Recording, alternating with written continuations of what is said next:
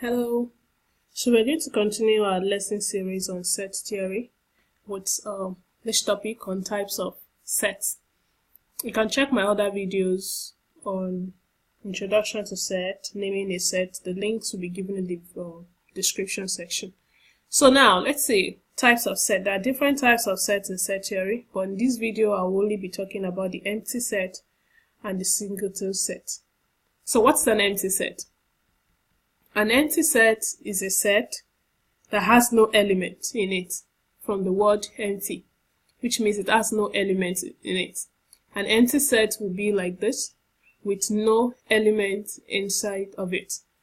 And an empty set is denoted with this sign. Write it like this, signifying that there are no members in the set. An example will be set of days starting with J, starting with J. Days of the week, we have Monday, Tuesday, Wednesday, Thursday, Friday to Sunday. There is none with J. So that kind of set, for instance, I'm depicting it with A, will have no set, no member in it. That's an empty set. Another set, Q, is a set that contains X, where X is a prime number divisible by 3. Prime number divisible by 3. A prime number only has two factors, itself and 1. So there is no prime number that is divisible by 3. So this empty set, Q, is also an empty set. The next example, or the next type of set rather, we have the Singleton set. A singleton set contains only one element. Only one element. That means it only has one member. So you can have just A, or maybe 1, or maybe W, anything. It only has one number.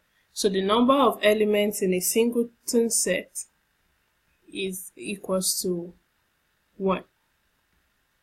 Or what we call the cardinality of the set is equal to 1. So let's say an example.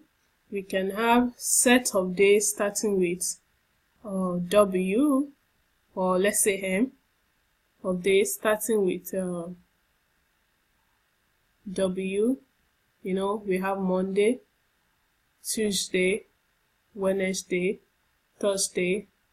The only days that start with W is Wednesday. So let's say this set is depicted with D, it will only be Wednesday. So the number of elements here is 1. Another example is set of even prime numbers. A prime number is a number that can only be divided by itself and 1. The only even prime number that we have is a prime number is 2. So the number of elements here, the number of elements in P equals to just 1. Another example, we have, okay, let me use another page for that. We have P is a set of X, where X is less than 1, and X is a whole number.